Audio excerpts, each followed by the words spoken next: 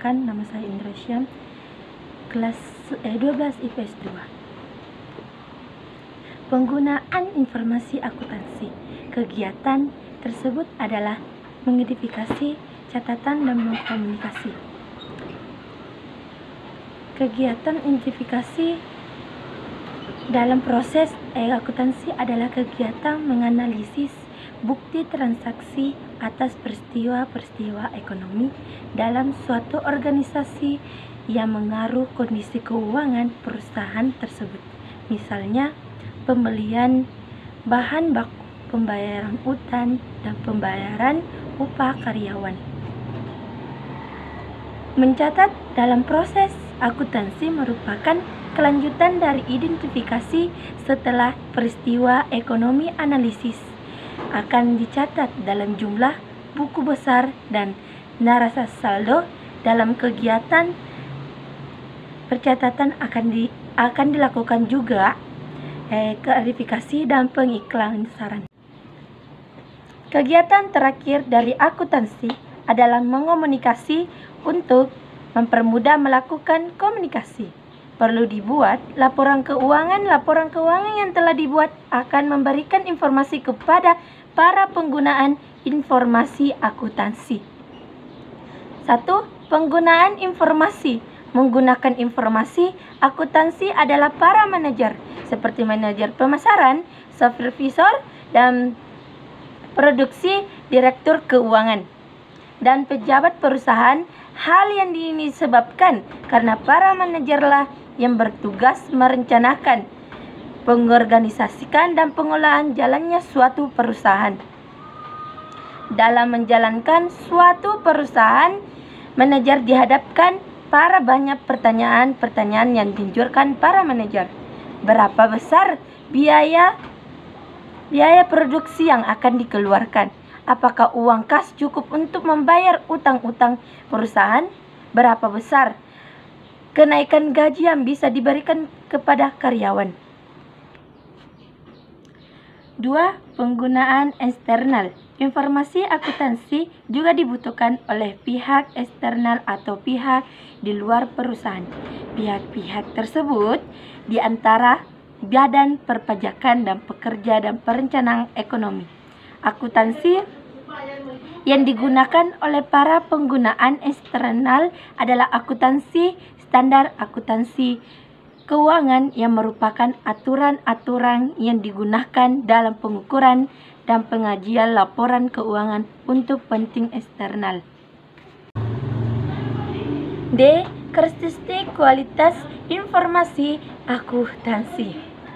Dalam standar akuntansi keuangan entitas tanpa akuntabilitas publik, karakteristik tersebut adalah dapat dipahami, tepat waktu, lengkap, material, pertimbangan, sehat. E. Prinsip dasar akuntansi. Bahwa prinsip akuntansi memiliki 3 arti penting. A. Dasar yang dapat digunakan sebagai pedoman penentuan perlakuan akuntansi dalam menyusun maupun mengidentifikasi laporan keuangan. B. Pedoman peringkatan dan pengungkapan informasi keuangan. C. Suatu kesepakatan atau aturan main tentang pengumuman laporan keuangan disusun agar terjadi komunikasi yang efektif antara pihak-pihak yang terpisah secara fisik dan fungsional. 2. 4 prinsip dasar akuntansi. Menyebut 4 prinsip akuntansi pendapat akuntansi, yaitu prinsip biaya, prinsip pengakuan pendapatan, dan prinsip penandingan dan prinsip kejangkauan penuh. A. Prinsip biaya. Prinsip biaya adalah aset yang terdapat dalam suatu perusahaan yang harus dicatat pada biaya. B. Prinsip pengakuan pendapatan. Pendapatan yang diperoleh suatu perusahaan yang diakui pada periode saat pendapatan tersebut dihasilkan. C. Prinsip penandingan atau pengakuan beban. Maksud dari prinsip penandingan adalah bahwa beban yang dihasilkan harus dikaitkan dengan pendapatan pada periode di mana usaha yang diperoleh. D. Prinsip pengungkapan penuh. Maksud dari prinsip ini, pengungkapan penuh ini adalah semua hal yang akan menyebabkan perbedaan terdapat pengguna laporan keuangan harus diungkapkan. 3. Standar akuntansi keuangan. Prinsip dasar akuntansi harus dapat diterima secara umum sehingga tidak dapat dibuat oleh sembarang orang. Prinsip akuntansi didapatkan dari hasil penelitian dan praktik-praktik yang berlaku di masyarakat. Akuntansi, asumsi yang digunakan dalam akuntansi. Asumsi yang digunakan untuk akuntansi. 1. Asumsi entitas ekonomi.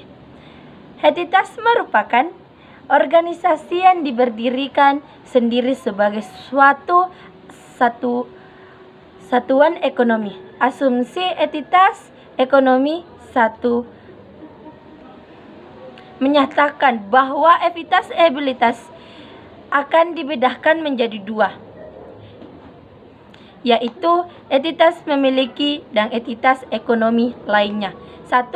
Perusahaan perseorangan. Perusahaan perseorangan merupakan perusahaan yang hanya didirikan oleh satu orang. 2. B.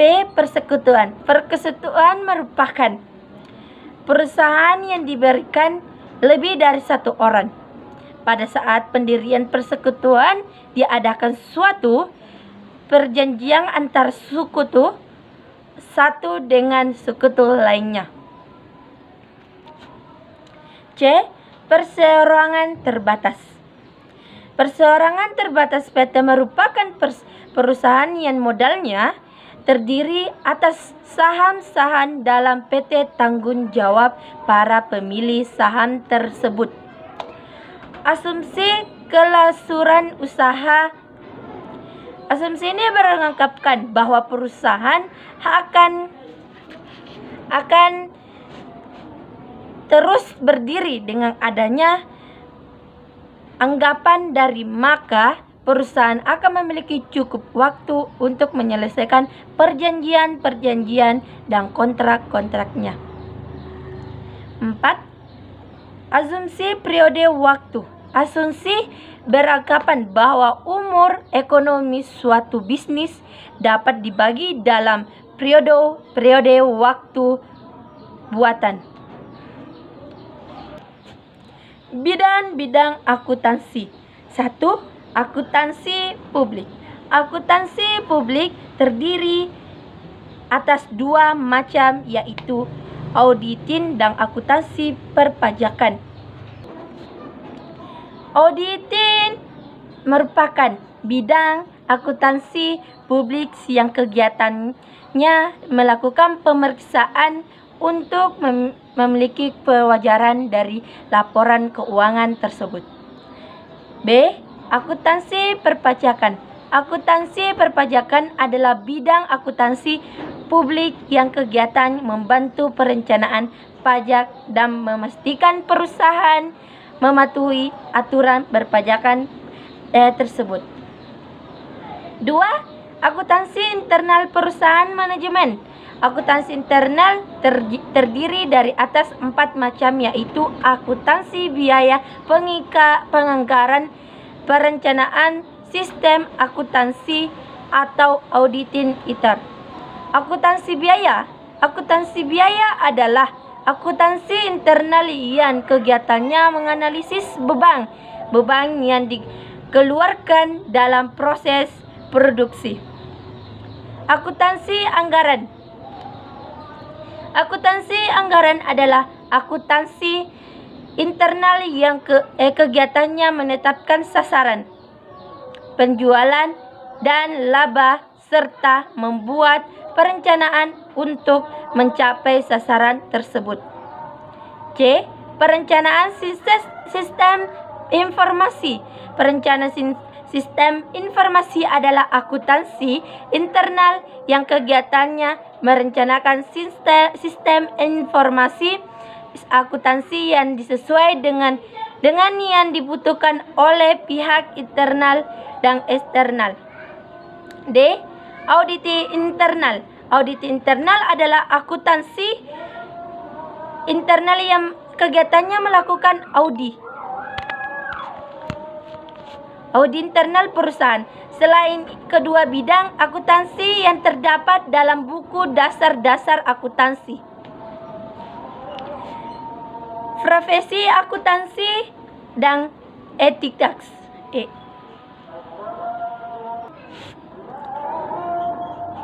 H. Profesi akuntansi dan etikasnya. Jenis-jenis profesi akuntansi.